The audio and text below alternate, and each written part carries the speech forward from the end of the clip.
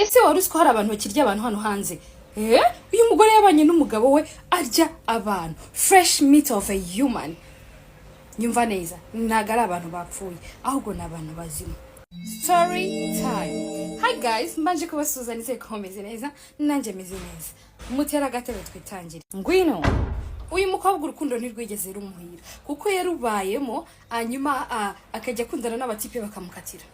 Abatamukatiye bakamuca inyuma bikarangira avuye mu rukundo gutyo. So afata umwanzuro yo giving up that easily, ariko ntago biri easily kuko nawe bumva ko urukundo rutaguhiriye. Hashira iminsi, so for the chance azagura n'umutipe, umutipe aramwishimira. Umutipe aramubwiye ati kuva nabaho mu buzima bwanjye nubwo mbere mbonye umukobwa unyubaha unkunda ndetse kandi umpa agaciro, ndifuza ko njye nawe twabana. Umukobwa ati wow, nanjye nukomeze, ntago rwigeze rumpira ariko ndabona kuri wowe bimeze neza. Umutipe aza kumubwira ati you know what, tugomba gukora iki, tugomba kubana ho gatoya mbere yuko dukora ubukwe, hanyuma nkabanzaga kwigaho nkamona ko imico yawe ni yanjye bihuye ndetse kanawe ukanyiga. Umukobwa ati okay, bajya kubana. Hanyuma umuhungu akajya ahereza umukobwa telefone bavugana ni wabo. Nigeze abasha kuba yahura n'ababyeyi b'umuhungu. Umuhungu yamubwiye ko ababyeyi be bahanze, ariko yari able yo kugira ngo abumve kuri telefone. Umukobwa rero aza gushyira umuhungu ababyeyi baramukunda barishima. Umukobwa yari amaze gusheshaho gatoya, nabyita gushesha kango, yamaze gukuraho gatoya, ageze mu myaka mikuru, ubona ko umukobwa batangiye kwiheba. So iwabo barishima cyane, bishimiye ko babonye umukwe finally. Hanyuma umuhungu azako ageze mu rugo, bageze mu rugo ngaho kubana batarashaka, abwira umukobwa ko hari ikintu cya mbere atagomba gukora. Ntago agomba kurya ibiryo bye. Umukobwa ntiyabitindaho, akugira ngo amuhe red flag, ntiyabitindaho, ahubwo aravuga ati okay, ariko amubaze se kubera iki utarya ibiryo byanjye nora? Ati ntago mu muryango wacu ntago twemerewe kurya hanze before we marry, mbere yuko dukora ubukwe. Umukobwa okay, babana gutyo. Hanyuma ntiyabyitaho, igihe bagera mu bintu bya introduction ibiki ababyeyi b'umuhungu nibaza mu bukwe. Ubukwe bubanyine. Hanyuma umukobwa ntiyabitindaho kuko ababyeyi b'umuhungu baba hanze, so ntago babimekinze kugira ngo bazi. Baba barabanye, ariko umugabo aza guhita ajya ku mugore ryuko atazajya amutekera ibintu byose. Umugore ashinzwe guteka, umugabo ashinzwe gutunganya like mise en place, prepare ibintu byo guteka. Hari akagutegura ama proteine yose akayachopinga, hanyuma umukobwa agateka. Ibyo nibyo umukobwa nyine yari yemerewe. So barabana, ibintu bigenda neza, gusa babura urubyaro. Mukuru urubyaro bamaze like 2 years bagerageza, ariko umugore yarahangayitse umwana, you know what, sibyo uratuzi ko ntuba tumeze. Ariko umuhungu was like atabyitaye. Hanyuma igihe kiza kugera, sister w'umukobwa asura inde umukobwa just nk'umuntu uri excited kuba ari mu rugo rwiza ruri healthy. Arangije aragenda akora iki, aje gutegurira sister y'ibiryo, afata za proteine. Umugabo ari ushinzwe kuzicopinga, azitekera sister we. Hanyuma izo proteine mbaza ngo zari iki, inyama. Arazimutekera unknowingly, aririra only arataha. So umugabo aje aza kubona ko nize muri proteine ziwe bazikozeho, nyama ziwe baziriyeho. Abwira umugore ati kuki mwankoreye ku bintu, you know that ibintu utagomba kubikora, ari njye ugomba kubikenera.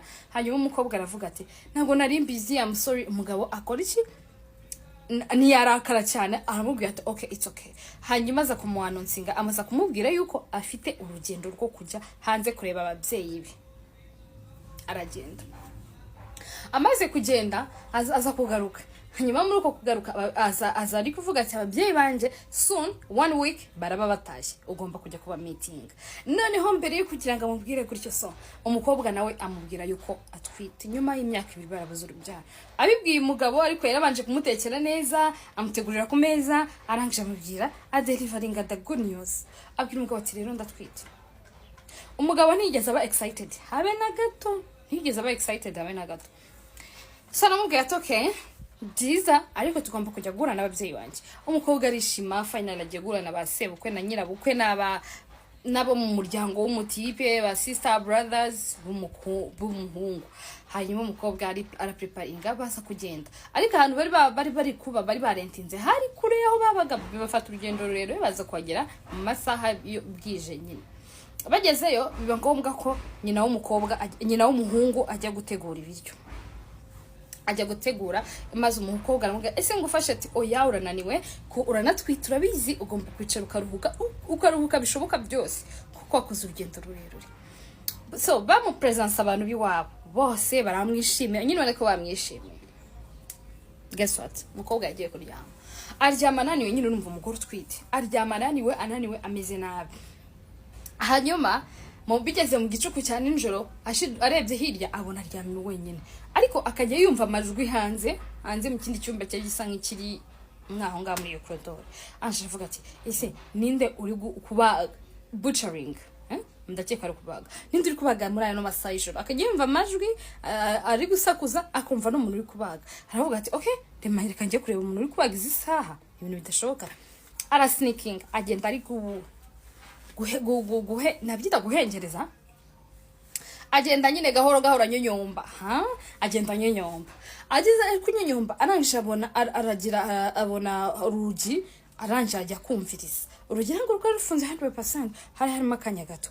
Ajya kumviriza ariko anareba, arebye asanga ni umugabo we, ni sebukwe, ni muramu we, murumuna w'umugabo, barimo barabaga. Hanyuma abonye hasi kuri floor kuri sima abona maraso, ikizinga cy'amaraso. Mana yanjye we, aravuga ati what, mumbabarire sinshaka kubahiriza partiture kankomeze. Hanyuma umukobwa akomeza kumviriza, yumva ibintu barimo baravuga. Hanyuma umugabo abaza se ati se papa, ninde nariye nijoro? Noneho ninde nariye nijoro? Papa aramubwira ati ni ikigabo cy'igisaza wariye, niyo mpamvu wumvaga inyama zitandukanye nezazindi. Umugore nako ati what, umugabo w'umusaza niwe bariye? Arangije akomeza gutega amatwi. Akomeje gutega amatwi yumva papa aramubwira ati humura mwana wanjye, nyuma y'izi nyama tugiye gukora soon uraza kurya inyama nziza ziryoshye, arizo umugore wawe ndetse na wa mwana wawe ugiye kuvuka. Wa mugore ari kumviriza, aramubwira maze umugabo barasetsa ati kube yari yakoze ibitaragombaga gukorwa. Mbaze bitaragombaga gukorwa nibi kuba yarahaye wa sister we izanyama. So iyo wafeedingaga iyo uwo mugore wo muri umuryango yatangaga ku nyama, izo nyama zigenewe kurya umugabo gusa, igihano yahabwaga nukuba nawe sacrificed, yagombaga gusacrificingwa. Kuko niyo mpamvu bari banamuzanya aho ngaho ngo kumitinga ababyeyi ntibigeze baba hanze, ahubwo babaga aho hantu kuri. So ubwo umukobwa niyo mpamvu bamuzanya aho ngaho kugira ngo sacrificing. Akibyumva gutyo yahise ajya mu cyumba afata urumva yari yambaye night, ahita hindura, ahita sohoka hanze, nyine gahoro anyonyomba, afashe imodoka y'umugabo abacishe. Aragenda ariko kubw'Imana aza kurokoka. Nyine araharenga, ajya iwabo, ajya kubwira ababyeyi ibyo yumvise. Aravuga ati bari abantu barya abantu, ndetse kandi barya abantu bazima. Nanjye bari guplaninga yuko nzabyara, namara kubyara bagahita bandya, ndetse n'umwana wanjye bakamurya. Ababyeyi batavuga ati ibintu tugomba kubiripotinga kuri polisi, which they did. Babiripotinze kuri polisi. So ako kanya polisi yagombaga guhita ivuga iki, tumusubizeyo. Bamusubizayo kugira ngo abereke ibyo bintu aho biri kubera kuri no sahano barya abantu. Polisi iragenda bamusubizayo hantu kuri, arabatwara. Bagezeyo basanga inzirera nta kintu kimwe kirimo, ndetse nta hameze nk'ahantu tugeze hano abantu wagira ngo ni inzu utamenya nimba hari n'umuntu ugeze uhaba, kuko yari clean inze nta kintu kimwe kirimo. So ubwo umukobwa baramucanga abura icyo avuga, urumva agaragaye nk'igicucu. But aba ari wowe waguma muri iyo marriage, aravuga se nashatse umuntu muzima, nashatse igikoko, nashatse n'igiki nashatse. If it was you, waguma muri iyo marriage, ese wabigenza ute? Ese umwana wamubyara? Mbabarira ume comment yawe, nge ndabakunda cyane, nanjye mujye munkunda kandi munyereke ibitekerezo byanyu muri comment. Thank you for watching.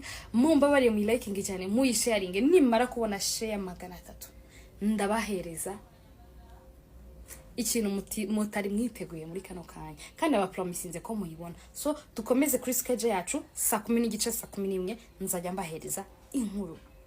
bye ndabakunda cyane.